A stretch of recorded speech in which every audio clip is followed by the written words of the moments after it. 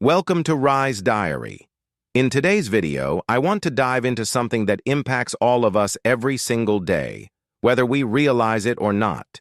It's a biological process that directly links the stress we experience to our physical health, how it affects our body, how it suppresses growth, and, surprisingly, how it can lead to illness. Let's start with a thought experiment. Imagine for a moment that we can take the chemicals released by the brain when it's under stress, chemicals like cortisol, adrenaline, and norepinephrine, and put them in a plastic petri dish alongside some of your body's cells. What do you think will happen? You might expect the cells to thrive, but the reality is they stop growing. They actually start dying. I'm sure you've heard the expression, fear kills, right? Well, it turns out that this saying is not just a metaphor. There's actual biological evidence to support it. The chemicals released by the brain in moments of fear or stress actively shut down the growth of your body and suppress your immune system. And here's why. Let's imagine you're in an ancient, life-threatening situation. Say, you're being chased by a saber-toothed tiger. You don't have much time to think, you just need to survive. Now, I want you to think of your body's energy as a limited resource. It's like a battery with a finite charge. When you're in danger, how much of that energy would you want to direct into running away from that tiger? All of it, right? And that's exactly what happens. But here's the kicker. In normal, non-stressful conditions, your body uses energy for all sorts of vital functions, like growth, cell repair, and immune defense. Even when you're an adult, your body is constantly growing and replenishing itself. Every single day, you lose hundreds of billions of cells, red blood cells, skin cells, cells that make up your organs, and that's just a normal part of life. So how do you stay alive if you're losing billions of cells every day? Simple. You have stem cells. These are like your body's replacement factory. Every day while you're losing cells, your stem cells are working overtime, producing hundreds of billions of new cells to replace the lost ones. Essentially, you're growing all the time. But now, back to the saber-toothed tiger. If you're running for your life, your body diverts its energy from growth to survival. The stress hormones flood your system, and suddenly, your body's focus is all on escaping that tiger. It's a survival mechanism. The stress hormones shut down growth because in that moment, growth is irrelevant. What matters is getting away from the danger. This is why when you're stressed, you stop replacing those cells at the usual rate. The energy that would normally go toward your body's regular upkeep is now reallocated to dealing with the stressor. Now, if you think about it from an evolutionary standpoint, this makes sense. Back in the day, when stress meant running from predators or escaping natural disasters, the body's priorities made sense. You didn't need to be growing new skin cells or fighting off infections when you were literally fighting for your life. Once the threat was over, you could go back to repairing and growing. But here's the problem. Today's world is completely different. Stress has become chronic. It's not just a fleeting moment of danger, but a constant background hum. Work pressures, financial concerns, relationship issues, social media anxiety, global crises.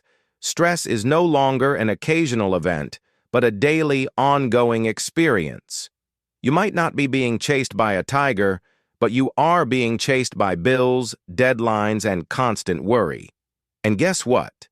Your body doesn't know the difference. It reacts in the same way. In fact, you're releasing stress hormones constantly, and that means your cells aren't being replaced at the rate they should be. This is a big reason why chronic stress is linked to so many health problems. It doesn't just prevent growth. It can actually lead to illness. Let me break it down further.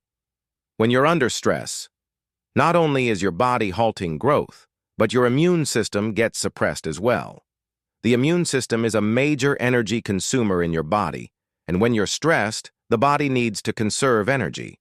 So the stress hormones prioritize other functions, like helping you flee danger and reduce the immune system's activity. Imagine this. You're fighting a bacterial infection, and at the same time, you're being chased by a tiger. How much energy do you want to devote to fighting off the bacteria, and how much to running away from the tiger?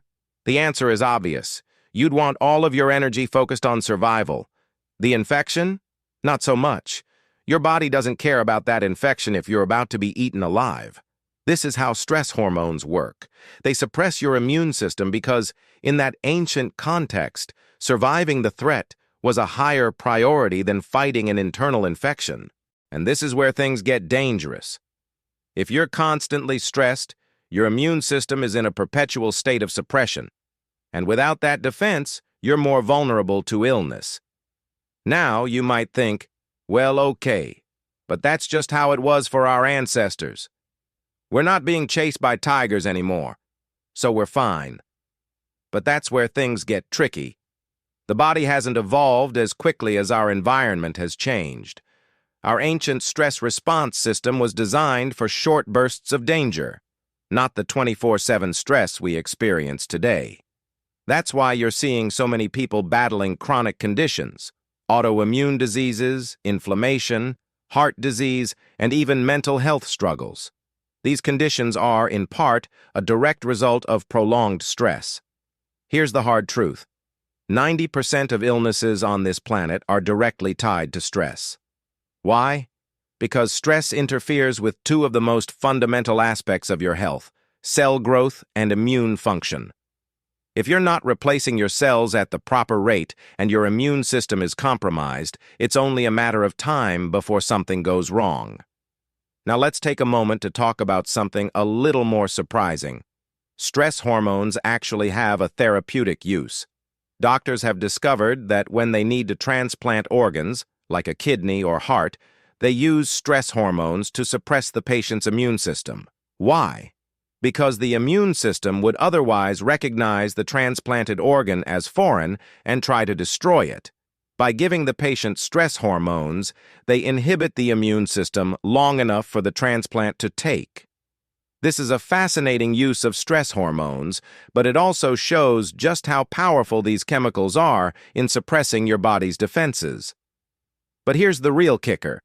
90% of the health issues we face are not from real stressors, but from our perception of stress. Let me explain.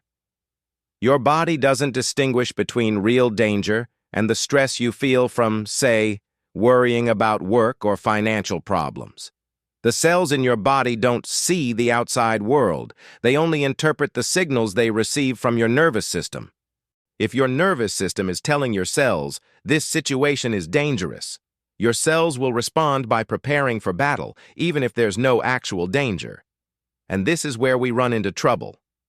Our perceptions, the stories we tell ourselves about the world, can shape our biology in profound ways. When we perceive something as threatening, even if it isn't, our body reacts as though it is. This could be a misperception, like worrying about a job interview or a relationship issue.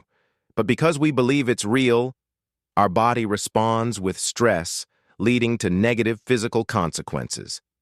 This is why so many people are stuck in cycles of poor health. They're constantly reacting to stress that isn't real. It's all in the mind. Now, let's talk about another key insight. When you're under stress, you're not operating with your full mental faculties. Your brain prioritizes reflex behavior over conscious reasoning. This is an evolutionary survival mechanism. In moments of danger, you need to react fast, not think deeply. Stress hormones divert blood away from the prefrontal cortex, the part of your brain responsible for logic and reasoning, and direct it to the more primitive parts of your brain that control reflexive behavior. This is why, under stress, you're not as intelligent or rational as usual. In fact, studies show that chronic stress leads to cognitive decline over time, and this has huge implications for decision-making, problem-solving, and overall mental health. But there's one more piece to the puzzle.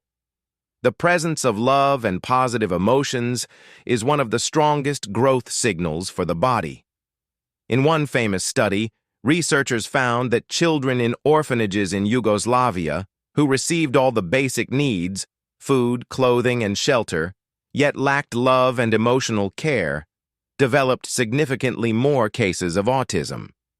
They were essentially shutting themselves off from the world, retreating into a protective shell because they didn't receive the love they needed. These children exhibited delayed growth, suppressed immune functions, and a host of other health issues. The key takeaway here is that protection leads to disease while growth leads to wellness. And what drives growth in the body? Love, connection, joy, and positive emotions. These are the true antidotes to stress. If you want to thrive, it's not enough to just remove the stress from your life. You need more than just the absence of stress. You need love, joy, and positivity. Without these, you're just surviving. But with them, you're growing. You're thriving. So next time you're feeling overwhelmed, remember, the power is in your perception. How you interpret the world around you can either lead to stress and disease or to peace and growth. You have the ability to shift your perspective, to choose love over fear, connection over isolation, and calm over chaos. Thank you for watching, and as always, keep rising.